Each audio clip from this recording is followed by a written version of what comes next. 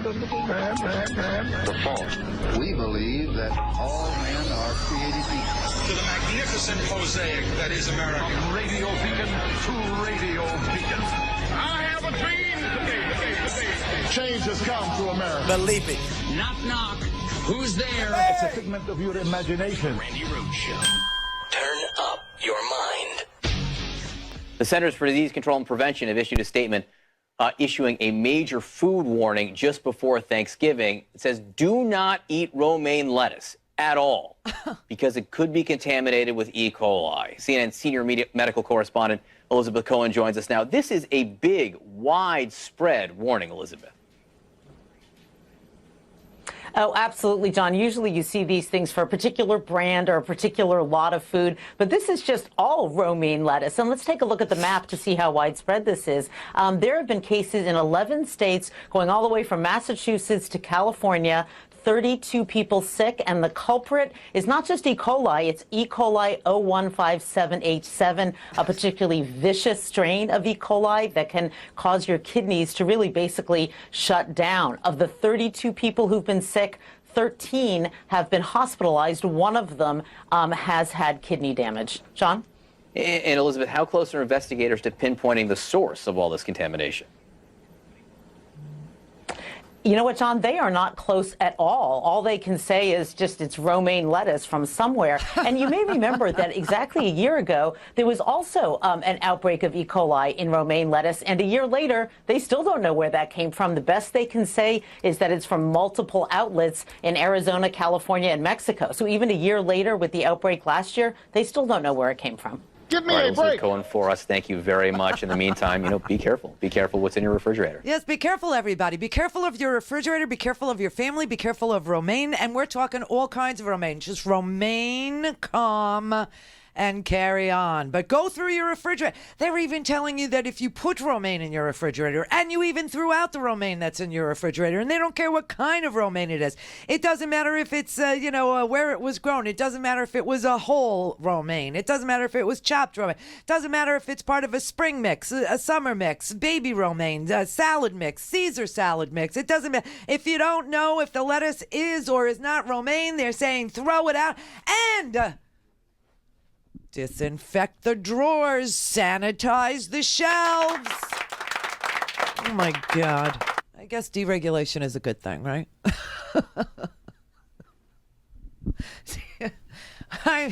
Well, we got a president that's poison, and we got romaine that's poison, so throw them both away and have a holiday. Have a holiday, everybody.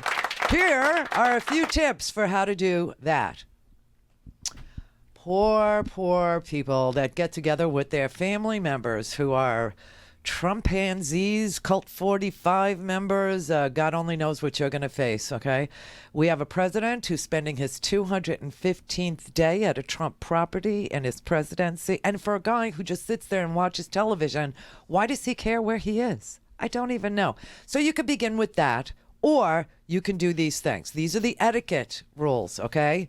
These aren't mine. Make a seating chart. I swear to God. Keep confrontational people away from each other. Set ground rules.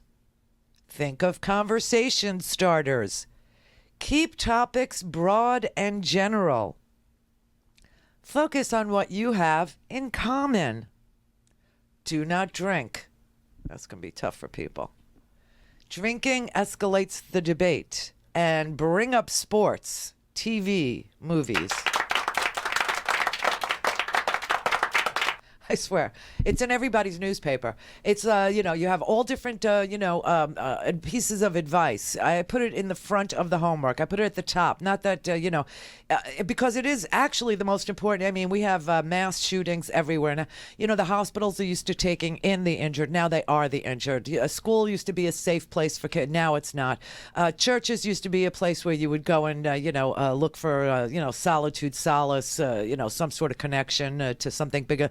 Not anymore. Now it's a connection to a bullet. No place is safe, not even the table. And this is why I really believe that you should not talk politics at the table. Do not do it, especially if you guys like to celebrate with some cider that's hardened and or wine or beer, just eat the damn food, stay away from the romaine, and then go watch the sports and pass out cold.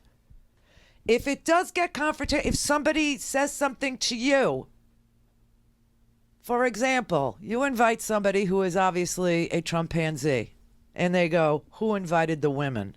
Okay, you know you're screwed. You understand, right? That is the beginning of a very bad conversation that will go no place good. Ask them what they're thankful for. They might say white people, but just move on. Say the Pledge of Allegiance, and instead of under God, say under Trump, and make them happy because they're armed. These are armed people. Remind them that what they really do on the internet is porn.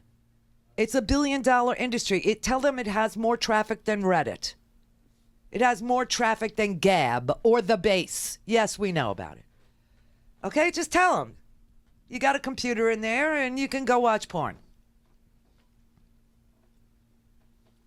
And if they ask you why, you tell them birth rates are down. You need to make more white babies. See what I mean? Try to be the bigger person here. Otherwise, you're going to end up in a conversation about whether or not Trump is a predatory Nazi porn star loving tyrant, or is he a, North Korean Kim Jong-un Arab loving con man who is sufficiently racist enough for you. And that won't, it's not good for the digestion. That conversation has no good answer. I think it's a mixture of both. But that's just me. Do you know what I'm saying? I mean, you could try and bring up zoning rules, but they will just say whites only. You can't really go down this road very well if you're with a Trump supporter. I mean, you could even, if you're in a rural place, you could talk about land use, but they'll say whites only. You understand this? This is not a good conversation. And you could, listen, I was going to insist that any Trump supporter that comes to my table, we resolve the issue on how deep is Trump a banana republic guy? Is the United States looking more like a banana republic or a fascist society and or an autocracy oligarchy? And I won't serve dessert until we resolve that issue. But only the votes will only count from people who remember to bring their IDs when they voted. I mean, this is the level of conversation at my house. It probably won't be at yours. You're not going to reach consensus with a Trump supporter, okay? So please, please, please, for your own safety and protection, either that or just serve them a whole big healthy Caesar salad full of heaping helpings of romaine. And then watch their kidneys, just give up. That's all I could tell you, because this is one of those holidays, okay? This is one of those holidays where people are going to bring crap up and they're going to start, and you're going to want to say, but he said Mexico would pay for the wall. That's not going to go good. It's not going to go good. You could try and talk about, well, he said infrastructure was going to be so easy. He said he would bring health care for everybody. We'd have great health care. It would be simplified. It would be simplified and much less expensive and much better. Where'd that go? You know what I'm saying? They're not going to comprehend. They're going to start looking for weaponry. They're going to start looking for bump stocks that they probably have in their trunk. Be careful. I'm so serious about this. I want you to enjoy the next 4 days. I really do. I know I'm going to try. I am going to try to have a thing. Listen, most of my neighbors are small business owners, okay? That's just the neighborhood I live in. Almost everybody, 2 doors down from me, that's Jason. Jason owns Herky Jerky. Go buy some Herky Jerky, okay? He's got plenty and delicious roasted, fresh turkey jerky. Big giant bags, okay, big. And he's got the big special for November. So that's my neighbor 2 doors down. My neighbor next door is a locksmith, okay? My neighbor on the other side is a plumber, and he owns his own plumbing company. And, David across the street, David sells watches and laser stuff at gun shows. And, Laura's a little Texan. So, we're just going to avoid is what we're going to do. We're going to talk about that weird cooking show on Netflix. What's that show where, the little raccoon is over-sexualized and says things about, using forks against men's, private parts. Does anybody know what I'm talking about? Yeah, it's a cooking show on Netflix for very frustrated housewives. So that's what Laura's into, and we'll talk about that. But I mean, I'm not going to talk about the fact that Veterans Choice passed in 2014, and he keeps taking credit for it, and that the VA has over 450,000 people that haven't gotten their payments, and it's because the IT thing is 50 years old and they couldn't process a new formula. You're asking a computer that can barely be a calculator that adds and subtracts to do, advanced calculus, and it just, blew up like Broward's voting machines. We're not going to talk about that. We're not going to talk about the fact that their votes didn't count. We're not going to talk about the fact that we have a white supremacist governor. We're not going to talk about any of that. I'm not going to debate with her whether or not the president prefers Kim Jong-un over, Vladimir Putin, or does he now prefer the Saudi prince? Who's given him the most money? And, I'm not going to do it. I'm going to talk about cooking shows. I'm going to talk about, that pie was so damn good. How did you make it? Nutmeg, the forgotten ingredient. Okay. Please take my advice because, like I said, with these crazy people, every conversation that you, whatever road you go to, it's going to be about, white people. It just is. And I would like for everybody to understand that the first Thanksgiving took place at the beginning of a 400-year war of genocide, a war of conquest, and somehow on Thanksgiving, they got along. So we can all get along too. Just don't mention that war of conquest or the racial component of the war of conquest. Then you'll be fine. Is my best advice. There's actually polling in the newspaper. This is what's, honestly, my house is like, it's fine. We don't have, but I do know, Scotty, he's going to his sister's, and she married a chimpanzee. She married him, and his father, is where he inherited it from. So it's going to be like 2 against 1, and the guy's going to, start talking about, racism and how it's good for America. He is. He's going to go down that road. He's going to say he kept all his promises. And like I said, you're going to be tempted to say, where's the check from Mexico? I thought he was going to renegotiate the NAFTA and somehow trick them into paying for the stinking wall. Instead, we got veterans deployed in Brownsville, Texas, when the caravan is in Tijuana on the San Diego border. And now he's going to send everybody home. And it only cost us $72 million to, let him do his political stunt using our soldiers as his toys. But it is, it's a festive season, and toy soldiers are part of the reason for the season, I guess. I don't know. That's what I'm saying. Don't do it. But there's actually articles in the newspaper today. 37% of Republicans and 40% of Democrats, we're even divided on this, okay, don't want to talk about politics. So you know what that means? This is what we have in common. We have almost an equal amount on both sides that do not want to hear what the other side has to say. So let's just be quiet about it, okay? Yes, it's true this president does no work, and almost 1 in 3 days of his presidency he has spent on a Trump property, not even counting West Virginia, where a Democrat won. Just thought I'd throw that in there.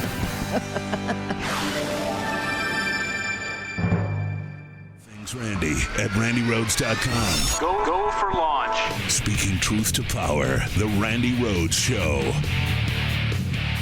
But if I win, I am going to instruct my Attorney General to get a special prosecutor to look into your situation, because there has never been so many lies, so much deception. There has never been anything like it. And we're going to have a special prosecutor. When I speak, I go out and speak. The people of this country are furious.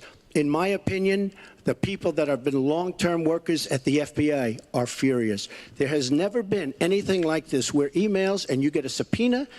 You get a subpoena, and after getting the subpoena, you delete 33,000 emails. And then you acid wash them, or bleach them, as you would say. Very expensive process. $32. So we're going to get a special prosecutor, and we're going to look into it, because you know what? People have been, their lives have been destroyed for doing one 1/5 of what you've done. Believe me.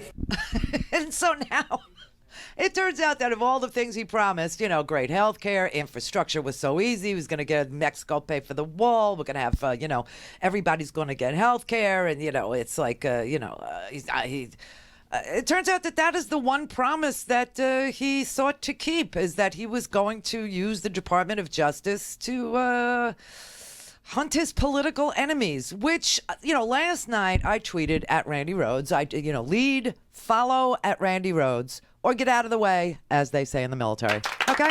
Aim high, everybody. Aim high. But last night I tweeted, to MAGA. I said, can we at least agree that this is real banana republic stuff, if not full on, fascism? Can we at least agree that using, the Department of Justice to hunt your political enemies is not an American thing?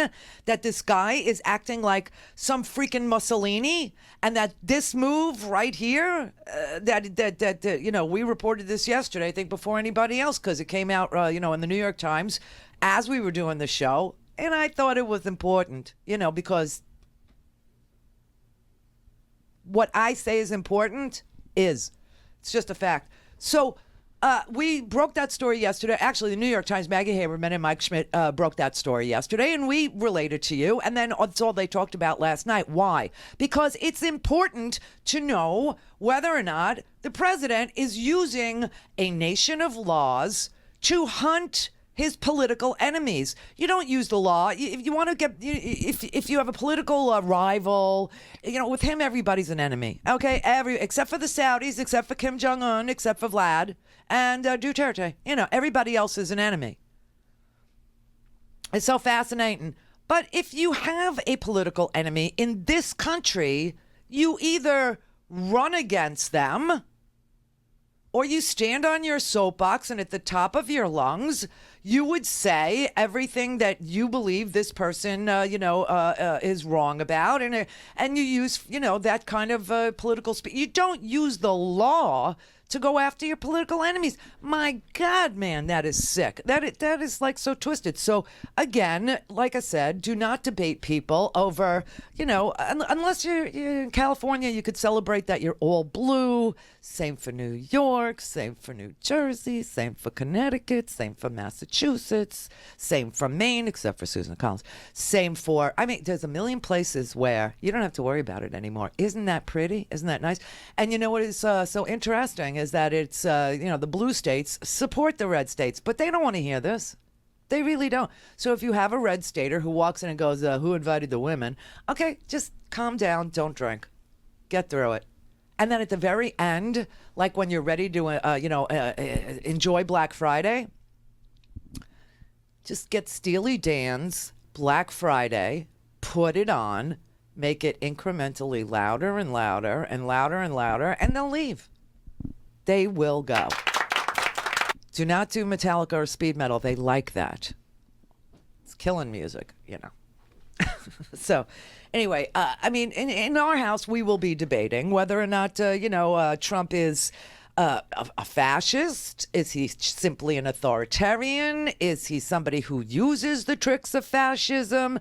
What do you think about him using the Department of Justice to prosecute James Comey and Hillary Clinton, who are both on his list, and that the White House counsel, whose job it is to protect the office of the presidency, not the president. He's not at the president's beck and call, girl. McGahn was protecting the office of the presidency, actually had to sit down and write a multi-paged memo, which means he didn't read it. Unless it has pictures and it's a meme and it's tweetable, he doesn't read it. But Don McGahn wrote this, multi-page memo saying to him, sir, this is America. This isn't some kingdom that you are the king of. We don't use the law, the Justice Department to go after our political enemies, because if you do, there will be enormous consequences. I mean, like enormous. The Justice Department is supposed to be independent. It is not a tool to be wielded against your political enemies. He said he warned the president that he could be impeached, that he could be voted out of office, which probably was the only thing stopping him, that he didn't have any charges. Like, what charges was he going to bring against James Comey, for instance? What charges was he going to bring against Hillary Clinton? I mean, we had an investigation. We now know that he uses a private iPhone, and the Chinese listen, and the Russians listen, and Duterte listens, and the Saudis are listening. We know they don't even have to listen to Trump's phone calls, the Saudis, because Jared runs over there and supplies the Saudis with the names of the Saudis that aren't loyal to this new prince. And then the Saudi prince says, I got Jared Kushner in my pocket. Kill Khashoggi. And Donald Trump stands there and says, maybe he did and maybe he didn't. I don't know. Disrespecting all the intelligence operators who work in these far-flung places and risk their freaking lives to get the intelligence that clearly shows that Khashoggi was murdered in the Turkish consulate, beheaded, that they chopped off his fingers, because he's a writer, you know. It's an eye for an eye over there. Oh, my God. And all the white supremacists, you know, you want to bring this up and say, that's what Sharia law, that's your president loves Sharia law.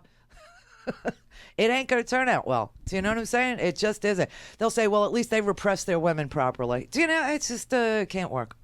Can't happen. But this is unbelievable.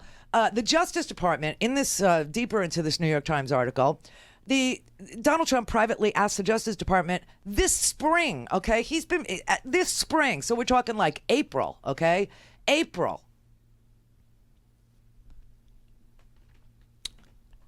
To investigate Comey for mishandling sensitive government information and for his role in the Clinton email investigation. Well, law enforcement officials over at the FBI declined the request, saying there's no crime here. There just isn't. I'm so sorry. Then he said, well, I want you to investigate Hillary Clinton for the Uranium One deal. And they said, but sir, there is no evidence that those that was a dirty deal. There's just no evidence. That was something that 9 cabinet members signed off on. Wasn't just her. Had to explain how that whole thing. And then he started screaming at them, what is stopping you? What is stopping you? I swear to God. And he wanted them to investigate Comey and Clinton, which is good news for Rosie O'Donnell, because I'm sure she was on that list somewhere too. But McGahn had to write this giant memo outlining the president's authorities and telling him, for starters, the consequences. Well, the Department of Justice has already declined to investigate, and they could refuse to follow your orders even before an investigation began, which is what they're trying to tell you, that there's no there, and they're not going to follow your orders to investigate. But if you bring charges, they will dismiss them. And if you do that, Congress will impeach you for a political prosecution. You're not allowed to do that. And they said you would destroy the rule of law in this country because the legitimacy of all prosecutions would be tainted with political overtones because you chose to use the Department of Justice to persecute or prosecute your political enemies. We follow the evidence and the law. Even Richard Nixon knew not to go down that road. And it's just unbelievable. That's what John Dean put it so, and I remember John Dean was the White House counsel who actually did go to jail because he didn't understand. Well, he understood, and that Richard Nixon was going down a bad road. And so he made a plea deal, but he did go to jail. And now he's heard all the tapes. And he knows that Richard Nixon was plotting and planning. And he heard Richard Nixon break the law a few times on those tapes. He also heard the anti-Semitic crap, the anti-black crap, the racism, all of it. All of it. But he's never seen anything like this. What's interesting, if I had to channel a little of Richard Nixon, I think he'd tell this president he's going too far. What? This is the sort of stuff of a banana republic. This is what an autocrat does. Political scientists have developed standards by looking at what they do all over the world. And Trump is checking all those boxes. Told you. And it's rather frightening and kind of startling because he was told about this during the campaign when he started mentioning these sort of things, but he's never backed off. And it looks like he won't back off until he's forced to. John, I want to ask you to repeat that just one more time here because it strikes me as extraordinary. You, of course, were involved with Watergate, and you just said that Richard Nixon would tell Donald Trump he's going too far? I think he would. This is a level that Richard Nixon never went to, where you went after somebody's personal well-being by a criminal prosecution. I've listened to all of the tapes that are relevant. While I heard him break the law on some of those tapes, I never heard him do it by turning on his enemies and trying to put them in jail. It's scary. It really, this is just bizarro world. This is really a new low. This is, a new level of fascism. This is a new level of autocracy or oligarchy, whatever you want to call it, whatever name you want to give. I mean, just think about it this way, okay? All you people out there that are going to dinner at, people who just want to get through the holiday, but you're going to go there and, like, even if I talk to you about, stream rights, you'd say white people only. Do you know what I mean? Think about this, okay? If Trump can weaponize the DOJ, he certainly can weaponize the IRS. He certainly could weaponize, well, he has weaponized DHS, right? Now he could go weaponize the FBI and all the other three-letter agencies, okay? The CDC, except I don't think he knows there is a CDC. But definitely the FDA. I mean, he could literally, he could release anthrax and smallpox on his enemies. Luckily for us, he doesn't know there's a CDC, and we're being killed by our own romaine. Who is at the FDA? I mean, it's the Food and Drug Administration. 79,000 people die of opioid overdoses, and you can't eat the romaine. Oh, what a great country! It was so first world. It's so shining city on a hill, isn't it? Everybody is. For years we managed to eat romaine. For years we managed to eat lettuce. For years we managed to eat beef products and have stuffing that wasn't poisoning you in the breast of the turkey cavity. I mean, it's just unbelievable. But I'm telling you, this guy is crossing like every freaking line that the Constitution says he can't cross. He's so unbelievable. And people are starting to say, Banana Republic. I can't get them to go, well, that's not true. I can get professors. There are tons of professors. I mean, I can't even believe it. And they come from all different sciences, okay?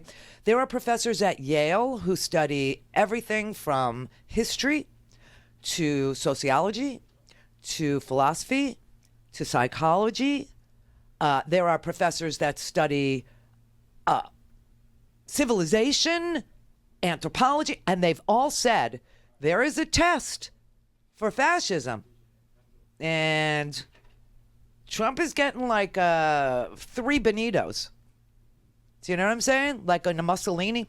Because the Italian version of the fascism and the German version of the fascism was really the most virulent version of the fascism. And so you have articles in the Washington Post, Robert Kagan, Jeffrey Tucker, among others. You have a guy, what's his name? Jason Stanley, who is a Yale University sociology professor, I believe. No, philosophy professor. Who, in the Washington Post,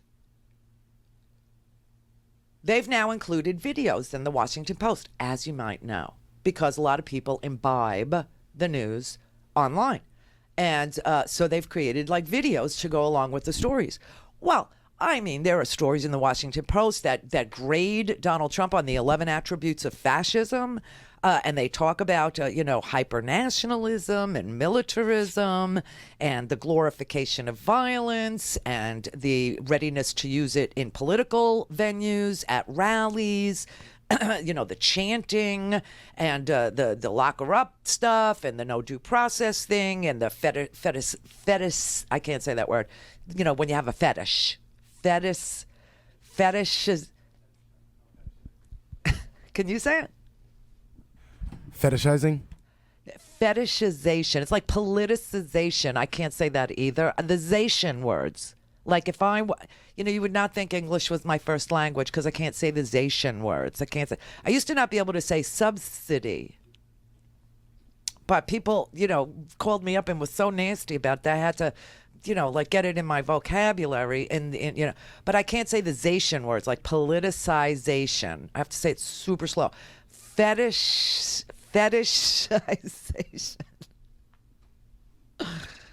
Even though this is being led by a septuagenarian, this whole movement, he's telling these young freaking bucks out there, to prepare them to punch somebody in the face and carry him out on his stretcher, to the point where you get 78-year-old guys cold cocking an African American at a Trump rally, right? And I'll pay your legal fees. But anyway, and that also goes along with the fetishization. Thank you. Of masculinity, right? This is why I'm saying, these white supremacists, they'll walk into your and go, who invited the woman? Why doesn't she sit over there, I mean, this is, it's all about masculine authority and masculine virtues within family and society, and women are only there for home and children, and this is why when Trump campaigned, he was talking about stamina, right? He was talking about stamina, and it was seen as a plus that he was pounding a lot of women, right? And he was bragging about it. And he was comparing getting through STDs as his own personal Vietnam, right? I mean, they loved it. They loved it. And he was saying that Hillary was lacking. That was the whole thing, where Hillary was going to die. And Hillary was diseased. And Hillary passed out. Hillary doesn't have any stamina. And, the size matters thing with little Marco and small hands and all this stuff, right? He mocks men who he believes are deficient in virility. And, he's got 5 kids and 3 baby mamas. So, and this is seen as a plus. Where in the old kind of fascism, this is why he only gets he gets 4 Benitos for the fetishization of masculinity, right? Because he tries to portray himself as, having swaggering machismo, as if anybody would sleep with him without being paid. I mean, you notice the common theme. Everybody that he's ever slept with needed to get paid, including Melania. Okay, so, I mean, but the difference between, Mussolini, he actually worshipped his mother. I mean, was almost sick, right? But he was devoted to, to the feminine ideal, where Hitler, not so much. He had a mistress on the side. So I guess, this is why they embrace the fact that even though he has to pay for it, he's, banging them 2 at a time on, cocktail waitresses. But, they are looking to him to be, a leader who is bold and decisive and manly and cruel when necessary. But he's obviously got difficulty personally firing people. He staffs that out, and he's never served in the military. Connect. To speak to Randi, call 561-270-3844. 561-270-3844. Oh, everybody, this is Jason Stanley. He is a philosophy professor at Yale. And this is the piece that I saw in the Washington Post. It's a longer clip than I normally play. It's a little over 4 minutes.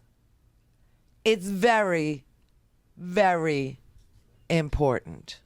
I've devoted the last decade of my life to studying fascist propaganda. And if you use history and philosophy as a guide, it's easy to see parallels between Trump's words and those of the most reviled fascists in history.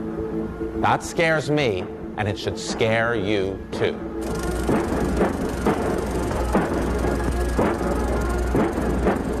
We flirted with fascism before. They wore Hitler's uniforms, but they wrapped themselves in the American flag. But how are we seeing these images echoed in 21st century America?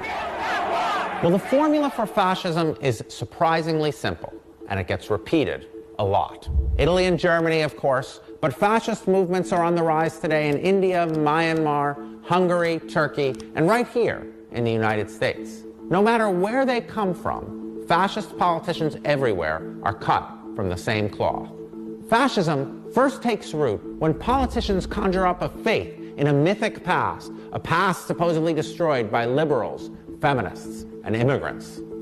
For Mussolini, it was the Roman Empire. For Erdogan in Turkey, it's the Ottomans. Hungary's Viktor Orban rewrote the constitution with the goal of making Hungary great again. A line that sounded great to someone. Did you ever hear this before? Make America great again. Fascists create an overwhelming sense of nostalgia for a past that is racially pure, traditional, and patriarchal. From Mussolini to Hitler to Erdogan, fascist leaders position themselves as father figures and strong men. I want to thank you for getting this country moving. I can't thank you enough for the privilege that you've given me. Greatest privilege of my life. As long as he, and yes, it's always a he, remains in power, everything is possible. Without him, the whole system collapses. I'll tell you what, if I ever got impeached, I think the market would crash. I think everybody would be very poor. Once you've got your mythic past, you need the next ingredient, division.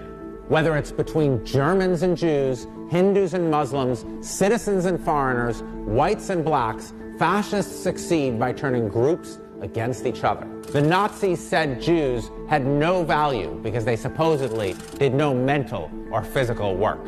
In Myanmar, the Rohingya have been denounced as rapists and criminals. Oh my God. A line which will sound familiar to many Mexicans. They're bringing drugs, they're bringing crime, they're rapists, and some, I assume, are good people. When you divide, it's easier to control.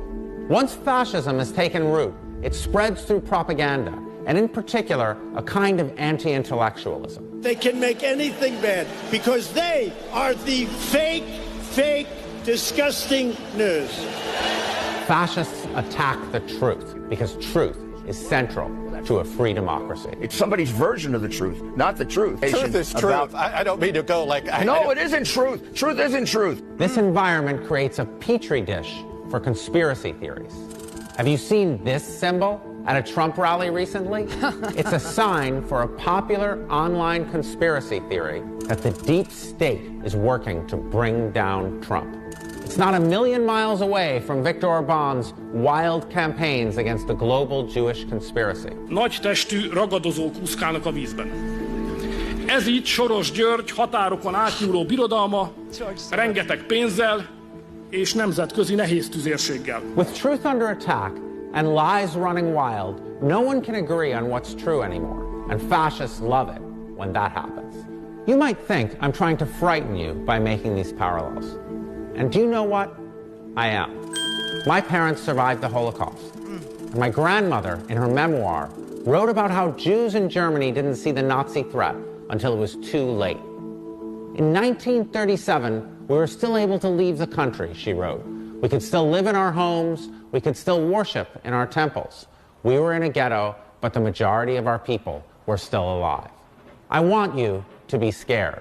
Because if you're not worried about encroaching fascism in America, before long, it will start to feel normal. And when that happens, we're all in trouble. Thank you. Now, I've been saying it, for at least a week now. It is just so obvious to me that this guy is an authoritarian at the very least, and at the very worst, he thinks he's running a banana republic, and he is some sort of a king, which is, a fascist government. And my biggest fear was, though, after Veterans Day, when he didn't go visit the troops because they wouldn't give him a military parade, and he sat there and he was steaming and stewing, and he refused to pay respect for the people who sacrificed everything for this country. I understood he didn't give a damn about anybody except himself, and it was like a sociopathic moment that set off every alarm bell that I have, where I'm on the lookout for, the end of democracy. I mean, it's what I do. I stand on the wall and I provide a platform for everybody to understand how close we are to midnight every single damn day. And we were really close to it when we had W, because W was warrantlessly wiretapping us. He was torturing people. He was rendering people. He started 2 wars after we were attacked by Saudi Arabia in the wrong countries. and then crashed our economy. And all the progress that we had made in the 90s was completely and utterly wiped out by deregulation of the banking system, by spending trillions of dollars in wars against unarmed nations. Listen, didn't Trump tell you that, he pulled the troops out, they're still there. They're still there. I mean, he's constantly deploying active duty troops. He just deployed, another 5,800. Said he would take it up to 15,000. This is frightening stuff. Listen, I got to tell you, I don't care what label you apply to him. There are a lot of historians out there. There are a lot of philosophers out there from Ivy League schools with, incredible pedigrees. And I make no bones about the fact that I did not graduate high school. I had to, get a proficiency exam, and that's how, I sort of kind of graduated. And I did go, to community college for a couple of years. And I did finally get an honorary law degree because I wanted it so much, but I never had the money or the time because I worked ever since I was 15 to do it, right? But I got to tell you, all these people with these enormous pedigrees, historians and analysts and philosophers and Harvard and Yale and Princeton and Pepperdine and all these universities, they're all saying that this man is an authoritarian at the very least, and at the very worst, he is a fascist sociopath. And that the last 2 weeks have been so disorienting. Just when you think you can't get any more disoriented, I mean, he's trying to disorient everybody. He has spun from facing a fake migrant invasion. Then he denied that there was a blue wave. He's denying that we won another seat last night in freaking Utah. Mia Love lost. Sorry, Mia.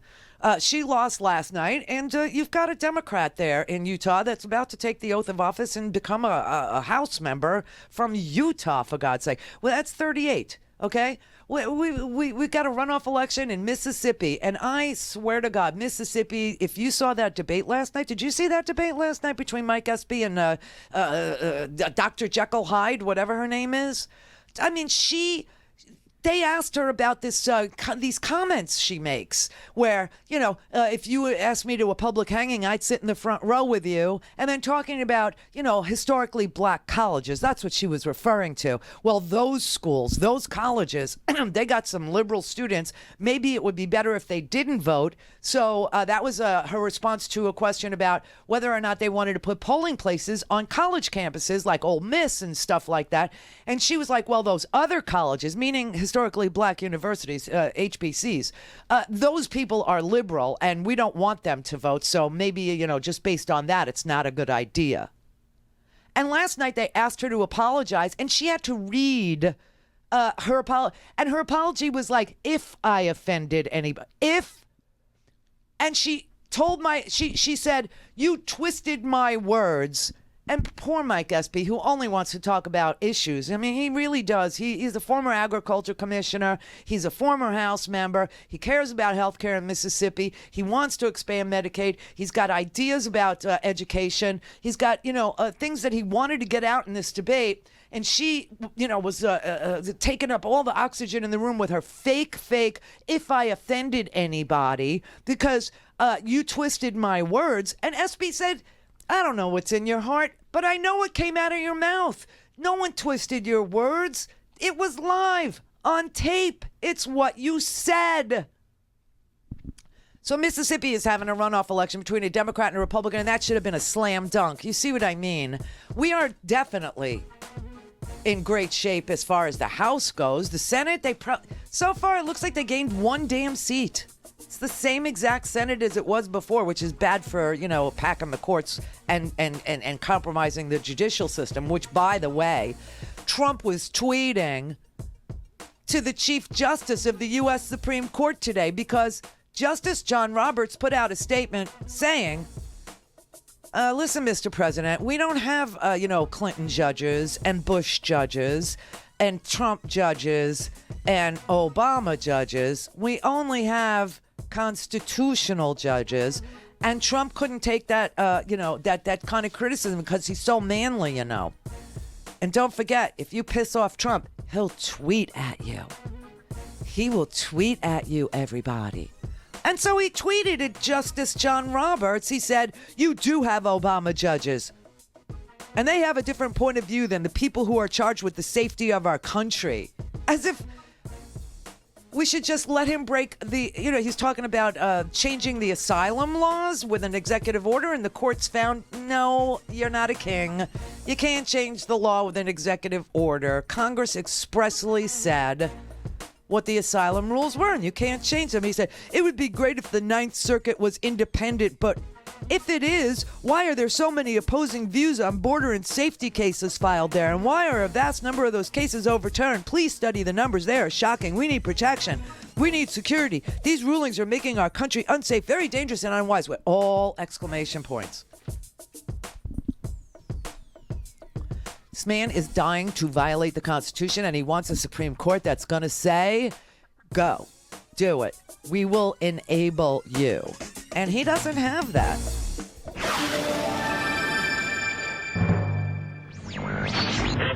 Mary had a little man. The fault. We believe that all men are created equal. To the magnificent mosaic that is America. From radio beacon to radio beacon. I have a dream today. Change has come to America. Believe me. Knock, knock. Who's there? It's a figment of your imagination. Randi Rhodes Show. Turn up your mind. The fact that your asylum policy has been put on hold. The which policy? Your asylum policy has been put on hold. Well, you go to the Ninth Circuit, and it's a disgrace, and I'm going to put in a major complaint because you cannot win, if you're us, a case in the Ninth Circuit. And I think it's a disgrace when people file, every case gets filed in the Ninth Circuit because they know that's not law. That's not what this country stands for. Law. Every case that gets filed in the Ninth Circuit, we get beaten, and then we end up having to go to the Supreme Court, like the travel ban, and we won. The third time you won, because the first time was obviously racial profiling, and you cannot. And he's been attacking judges for a really long time. We're also taking decisive action to improve our vetting procedures. The courts are not helping us, I have to be honest with you. It's ridiculous. Somebody said I should not criticize judges. Okay, I'll criticize judges. And let's not forget how it all began with the judges, And he is not doing the right thing. He knows he's unfair. Have a judge who is a hater of Donald Trump. A hater. He's a hater. His name is Gonzalo Curiel. And he is not doing the right thing. He knows he's unfair. This judge is of Mexican heritage. I'm building a wall. If you are saying he can't do his job because of his race, is that not the definition of racism? I don't think so at all. Sometimes you pick a judge, doesn't work out. That's happened. Numerous of them over the last 25 years, that's happened. The last thing you want are judges put on the United States Supreme Court that are going to destroy our nation. If you were a good student in high school or a bad student in high school, you can understand this. The Chief Justice of the U.S. Supreme Court has issued this rare rebuke today after President Trump's comment about a quote-unquote Obama judge. Quoting the Chief Justice, John Roberts here, we do not have Obama judges or Trump judges, Bush judges or Clinton judges. What we have is an extraordinary group of dedicated judges doing their level best to do equal right to those appearing before them. That independent judiciary is something we should all be thankful for. So here's a Trump comment that triggered that response.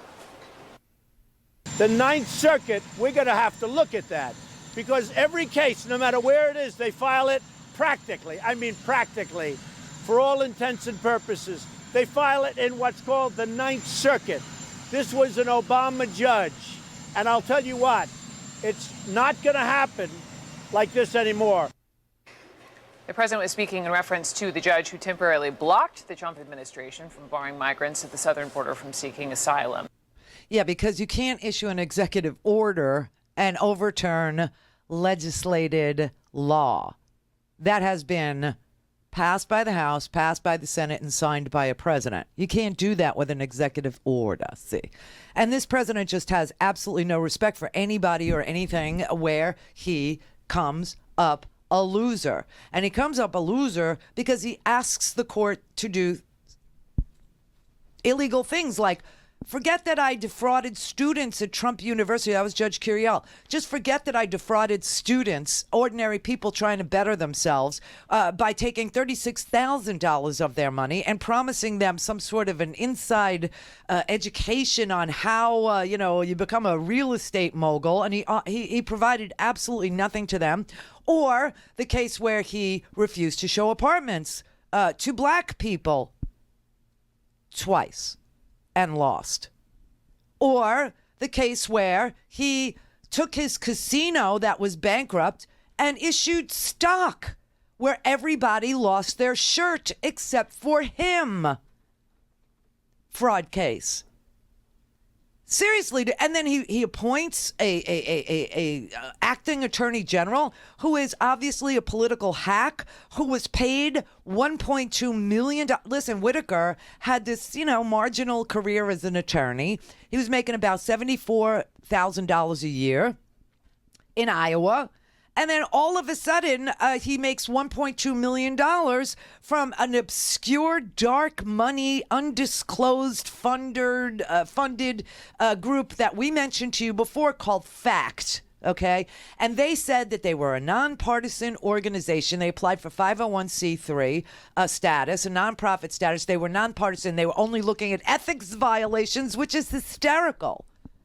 Now he's our acting attorney general, and there's stories in all the major newspapers about this conservative nonprofit with very obscure dark roots and undisclosed dark money that gave him $1.2 million just before he became our attorney general. And you're going to trust his view of what is legal? The man doesn't know what he's doing.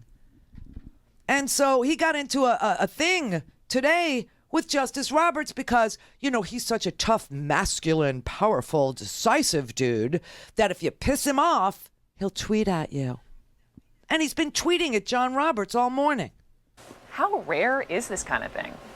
It is very rare, Brooke. It just doesn't happen. And the Chief Justice had to think long and hard about doing this. I think it's significant on a couple levels. And, just when you think of the timing and exactly what he said, because Chief Justice John Roberts has been watching since Donald Trump was a candidate in 2016, listening to him denigrate judges. Remember, he complained about a judge hearing his case, complained because he was of Mexican heritage. Donald Trump referred to another judge who had ruled against his Muslim ban early in his tenure as a so-called judge. He has denigrated the judiciary on and on and on. And John Roberts said nothing until now. And I think the kind of criticism you just played hits the Chief Justice in two ways where he lives. First of all, to talk in terms of wins and losses, as the president did, I know bothers him. And also to refer to the judge who ruled against the administration's asylum policy as an Obama judge. The Chief Justice does not like to have members of the third branch designated by their political affiliations nationwide, but also on his own court.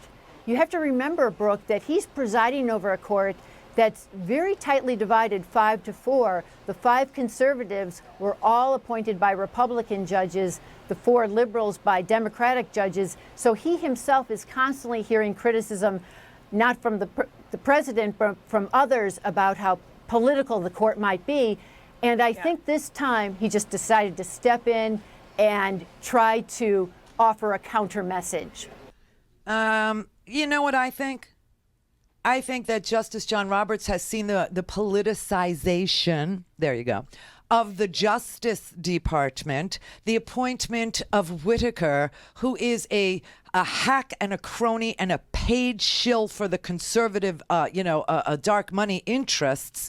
I think he's also heard the president trash decisions that are completely obvious to anybody that you can't discriminate against somebody who's seeking asylum based on, their religion or their skin color or where they. And I think he's pretty much had it with this president, characterizing every single thing as being, unfavorable to him because John Roberts knows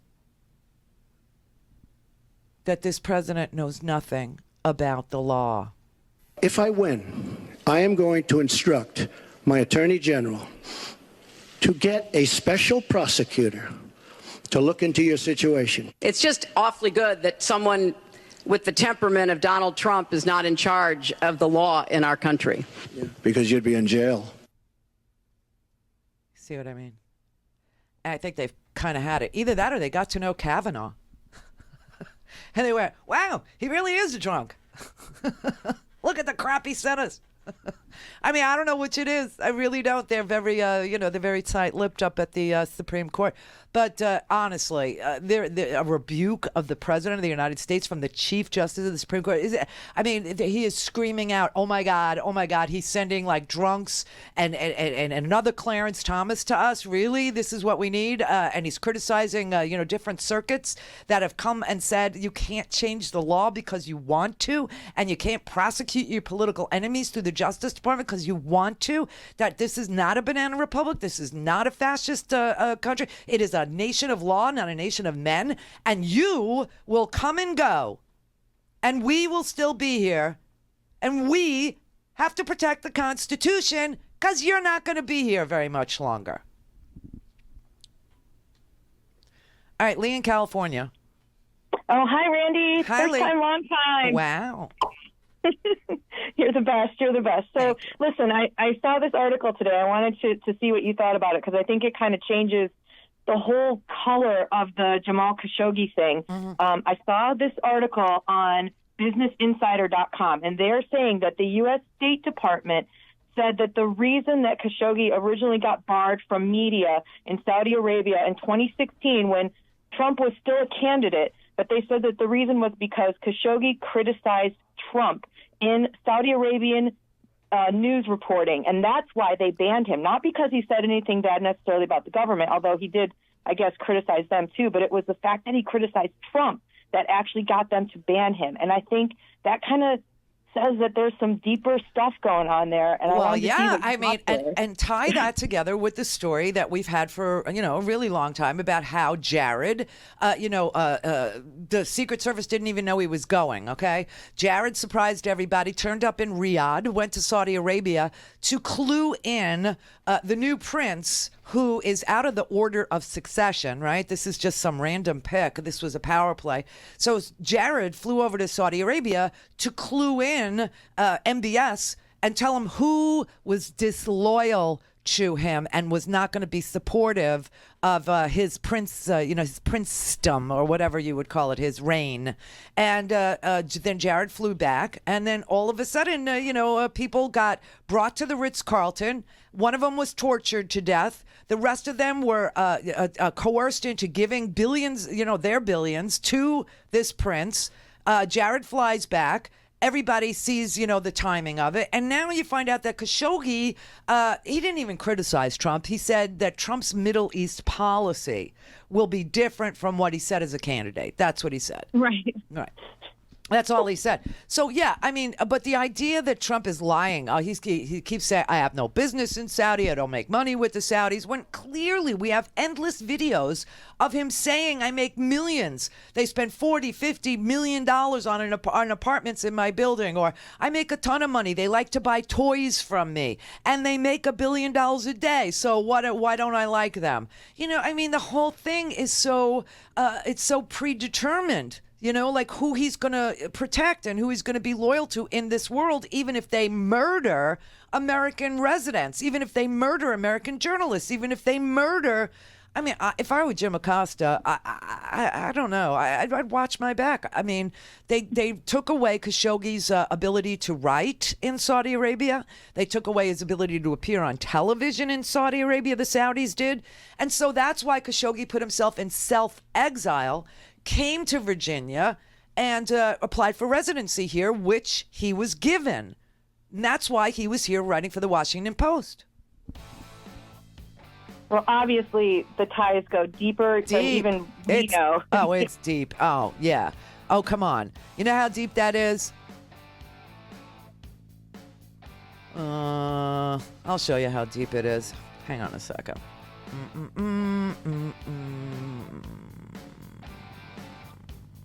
Okay, let's do this one. We need to make great deals with other countries. Saudi Arabia, I like the Saudis. They're very nice. I make a lot of money with them. They buy all sorts of my stuff, all kinds of toys from Trump. They pay me millions and hundreds of millions. But you know what? They make $1 billion a day, folks. It's pre-baked. You want to commit murder in the United States? Just buy Donald Trump. Pay him. F you, pay me. He's live on RandiRhodes.com and the free Progressive Voices app for Android and iOS. Visit the App Store or ProgressiveVoices.com now. President, the Washington Post, in a statement, put out a statement. They said that you're putting your personal interests, your commercial interests. Well, I have nothing to do with Saudi. Just so you understand, I don't make deals with Saudi Arabia. I don't have money from Saudi Arabia. I have nothing to do with Saudi Arabia. I couldn't care less. And I will tell you, and as most of you know, being president has cost me a fortune, and that's okay with me. I knew that a long time ago. But being president has cost me a fortune, a tremendous fortune like you've never seen before. But someday I'll tell you what that is. Someday. And I knew that a long time ago because I don't do deals. All I do is focus on this country and making great deals for this country. I don't focus on making great deals for myself because I don't care anymore. So Saudi Arabia has nothing to do with me. What does have to do with me is putting America first. Oh, my God. Okay, I have no deals with Saudi Arabia. I don't care about making money with Saudi Arabia. But... We need to make great deals with other countries. Saudi Arabia, I like the Saudis. They're very nice. I make a lot of money with them. They buy all sorts of my stuff, all kinds of toys from Trump. They pay me millions and hundreds of millions. But you know what? They make $1 billion a day, folks. Okay. All right. Saudi Arabia, and I get along great with all of them. They buy apartments from me. They spend $40 million, $50 million. Am I supposed to dislike them? I like them very much. Doesn't he realize that there's videotape at these things? Doesn't he understand? Even Shepard Smith. I mean, I don't know how Fox News is like a three-legged stool right now. It's going to tip over. It's going to fall over. It's going to break. Shepard Smith was on the air yesterday trying to tell people that this whole thing with Khashoggi, this was baked into the cake. President Trump stands with Saudi Arabia after the American intelligence community concluded that the Saudi crown prince ordered the murder of the Washington Post journalist Jamal Khashoggi. Today, the president insulted the murder victim and sided with the Saudis, who said our CIA is wrong. A live look at the White House, where President Trump will have an opportunity to address reporters at any moment now after the statement he issued earlier today.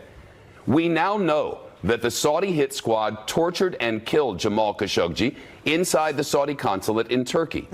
Yet in his lengthy missive, riddled with presidential exclamation points, Mr. Trump wrote today in part, "We may never know all the facts surrounding the murder of Mr. Jamal Khashoggi. In any case, our relationship with the Kingdom of Saudi Arabia." The president said that maybe the Saudi crown prince, Mohammed bin Salman, knew about the murder, or maybe he didn't. Yet the CIA has concluded not only that he knew, but that he ordered the brutal killing. Lawmakers are putting pressure on the White House to punish the Saudis. Both Republicans and Democrats and U.S. allies are doing the same. So the president may not have the last say. We're waiting for the full report from the CIA. But today, the president got ahead of his intelligence agencies. In essence, for now, it doesn't matter what intel says. We're standing with the Saudi kingdom.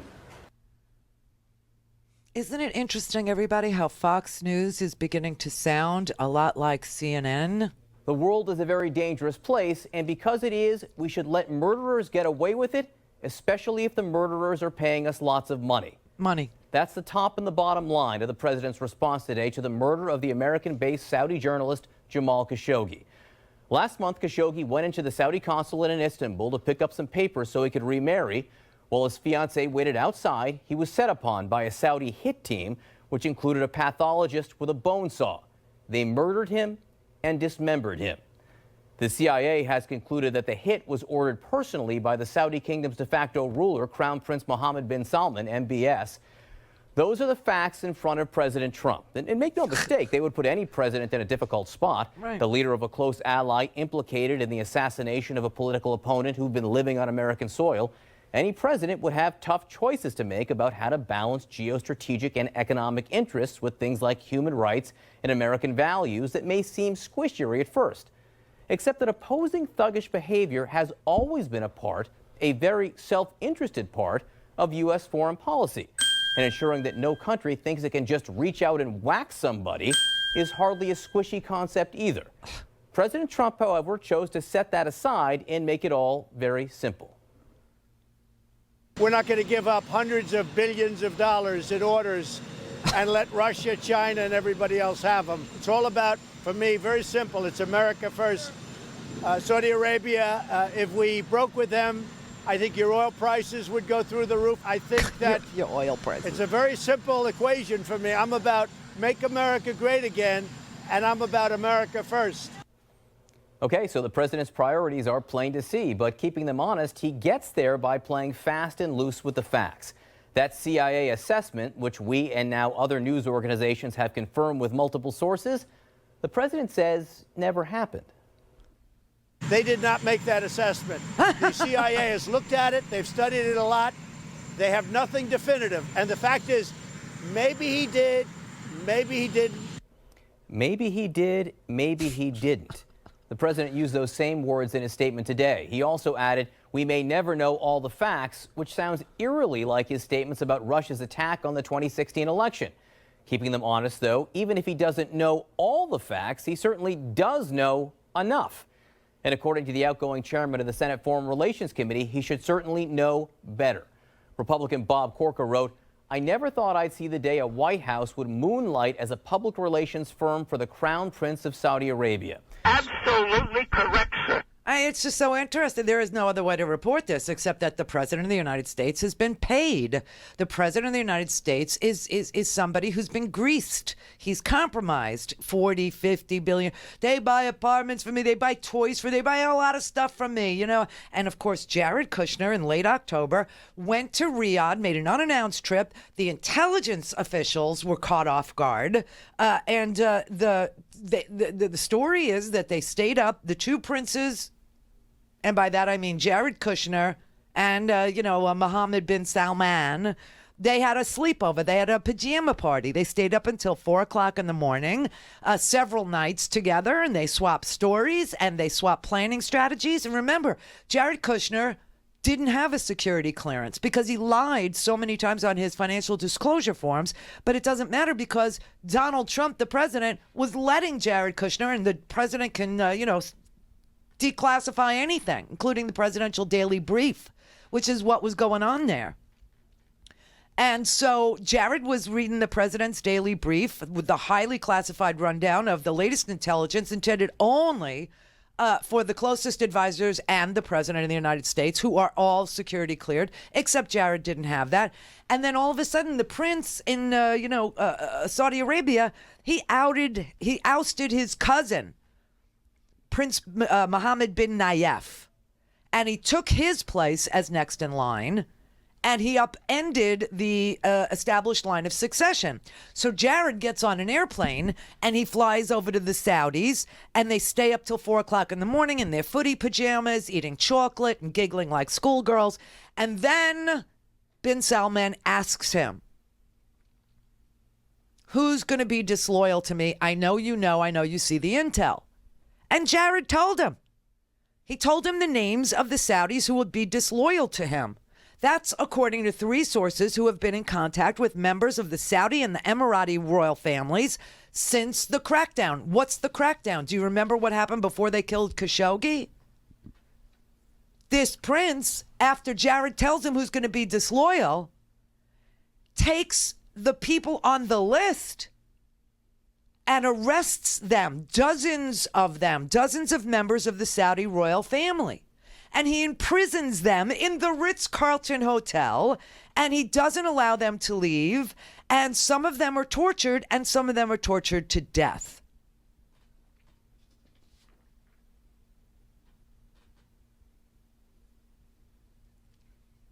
There's a man, his name is Major General Ali Al-Qahtani.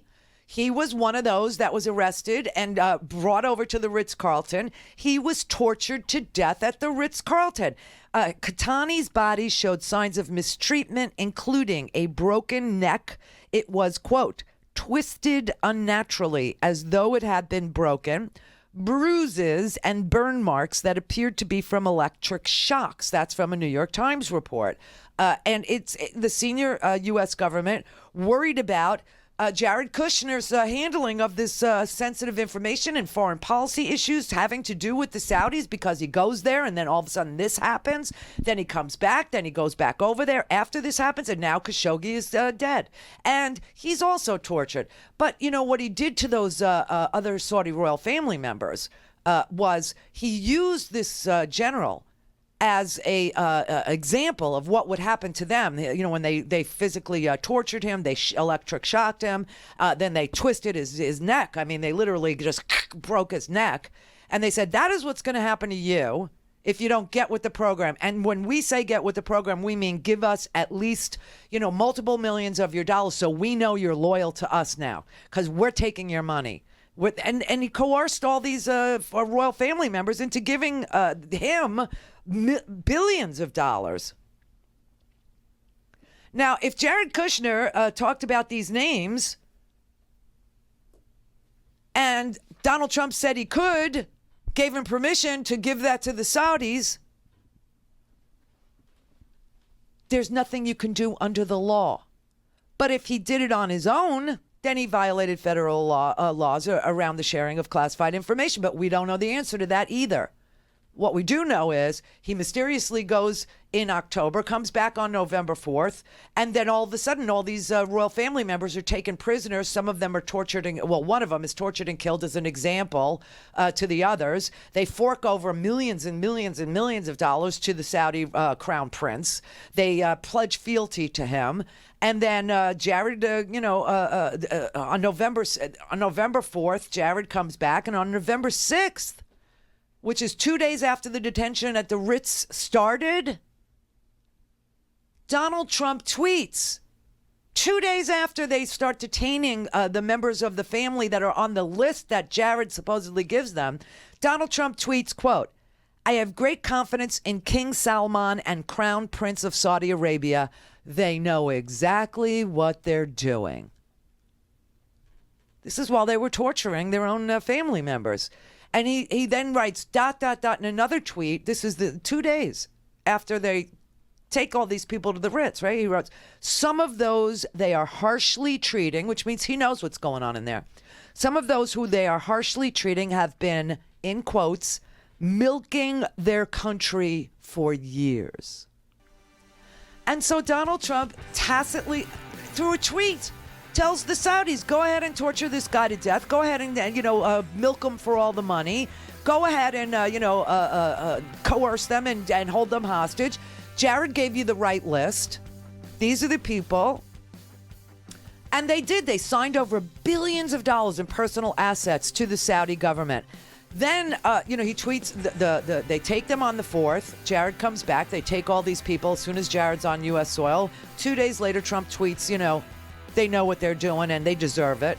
And then we find out in the months following that Major General Ali Al-Qahtani was tortured to death during that entire thing at the Ritz, and that they had physically just twisted his neck off his body and electrocuted him. He had burn marks and everything else.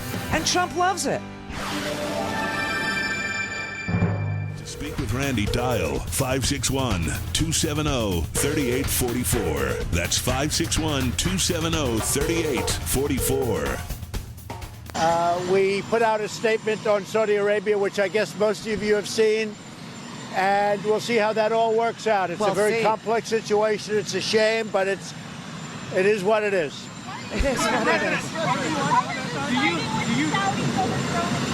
Because it's America first for me. It's all about America first. We're not going to give up hundreds of billions of dollars in orders and let Russia, China, and everybody else have them. It's all about, for me, very simple. It's America first. Saudi Arabia, if we broke with them, I think your oil prices would go through the roof. I've kept them down. They've helped me keep them down. You've kept them down. Right now we have low oil prices, or relatively. I'd like to see it go down even lower. But I think that it's a very simple equation for me. I'm about make America great again, and I'm about America first. Oh, my God. Okay, do you know how much oil we get from Saudi Arabia? I thought this would be like a little good factoid to just throw out at anybody that says this to you over Thanksgiving Day. 11%. That's what we get. 11. They need us. We don't need them. 11%. You know where we get most of our oil? From ourselves. And you know where we get the other? Canada. Yeah. And he wants to piss off Canada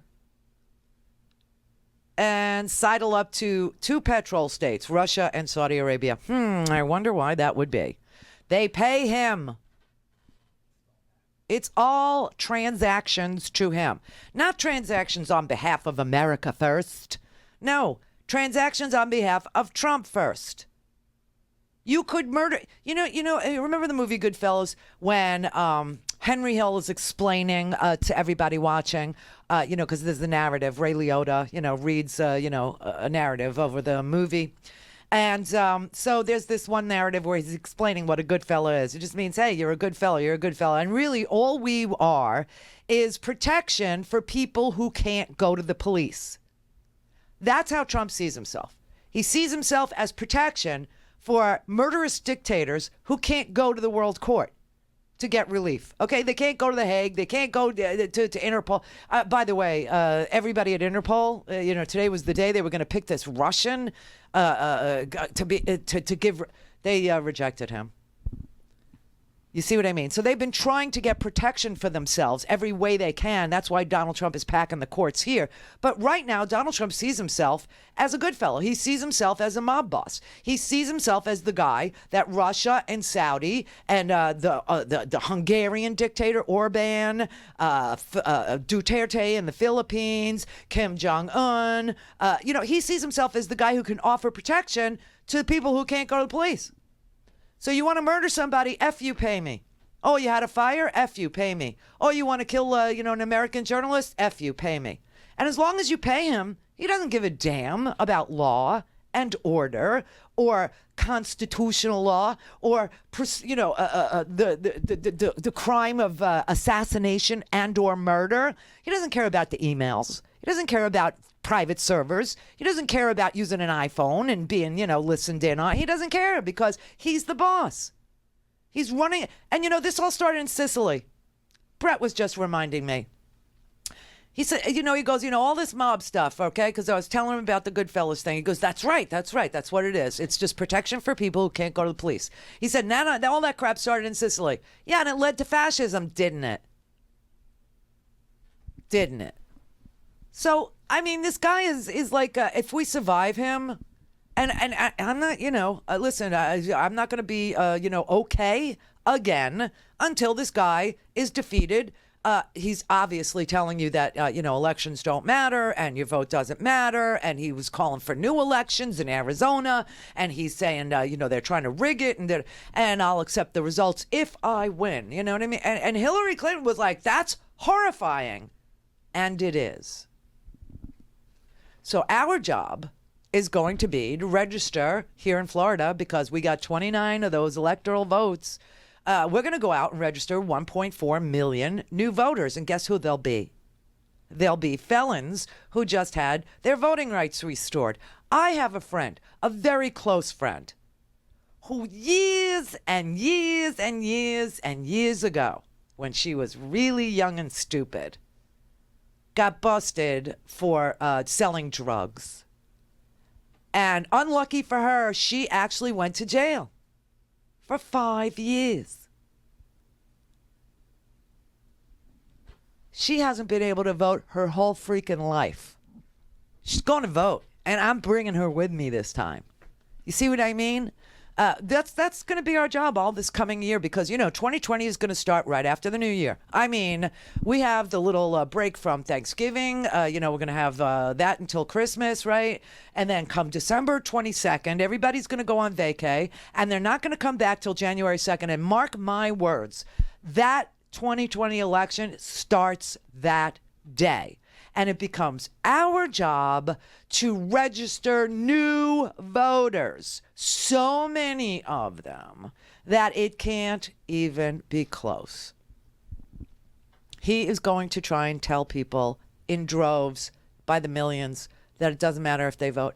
It doesn't matter. It's all rigged. It's all baked into it's all, whatever. And he will only accept the results if he wins. He's already preparing not to leave when he loses in 2020. And that is going to be one of the strangest periods in American history. The day he loses. And he will lose. America's pretty much had it with him. I mean, there's 26% of the population that are still Trumpansies. 26%. And of those, there is a good large chunk of Nazis, real ones, who walk around with the black uniforms, and now they've got the baklavas with the skeleton. You can buy them on. I saw them on. They're like $1.99. Very cheap taste. You just you can't beat the real Nazi uniform, and they're trying to go at it with $1.99. Just it's sad. It's really sad. But it's where we are. It's what we have. This president wants to use the Justice Department. Wait till he starts sicking the IRS on his political enemies. Just wait. He's already used DHS to separate women and children. I mean, that should have been it.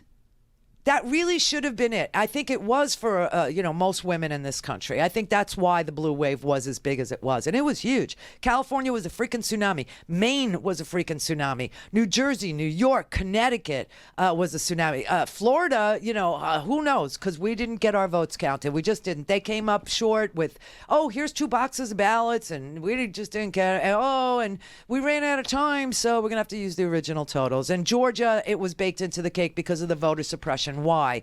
Because in 2013, Antonin, before he died, said racism is over, and these particular states with huge problems with voter suppression based on skin color need to get pre-clearance from the federal government if they're going to change registration, if they're going to change the polling places, if they're going to change the ballot, it has to get pre-clear. Oh, he said, no, you don't. It's all over. Racism is done. It's over. You know why? Because we had a black president, and there you have it, and blah, blah, blah. Well, after Reconstruction, Mississippi also had a black senator. Haven't had one since. Maybe we'll get one on the 27th.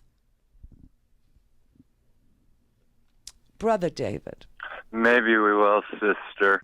Hey, I'm in a state that used to be solid red with a little blue bubble, and it's now burgundy. I know. Yeah, I know. Congratulations. You have a Democratic governor. And the first ever lesbian Native American House member. Yeah. And it's like I said, it keeps going. Everything you said, I agree with. Quick shout out to the chat room. Happy Thanksgiving, all biased stinking podcast. Here's the thing. You nailed something that I've been thinking about as a once and future journalist. The thing with Acosta is just the first domino. The thing about saying your vote doesn't matter is just the first pebble in the stream.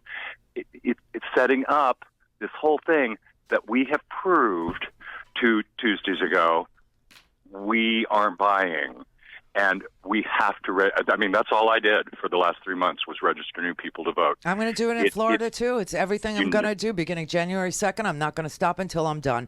And I'm going to get 1.4 million people registered to vote in this state if it kills me. But I will do it. And I'll tell you something. You're right. All these things that he's doing, infesting the judiciary with, a guy who takes dark money and all of a sudden is a millionaire overnight and becomes, his pick.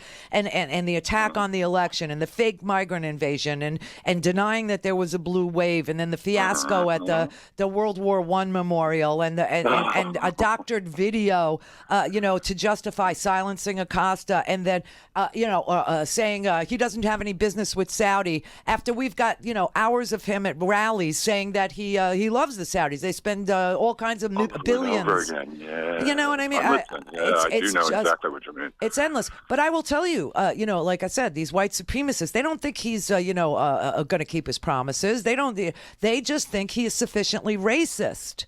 And that is the secret underbelly of what is really dangerous in this country, more than Trump, are these cockroaches.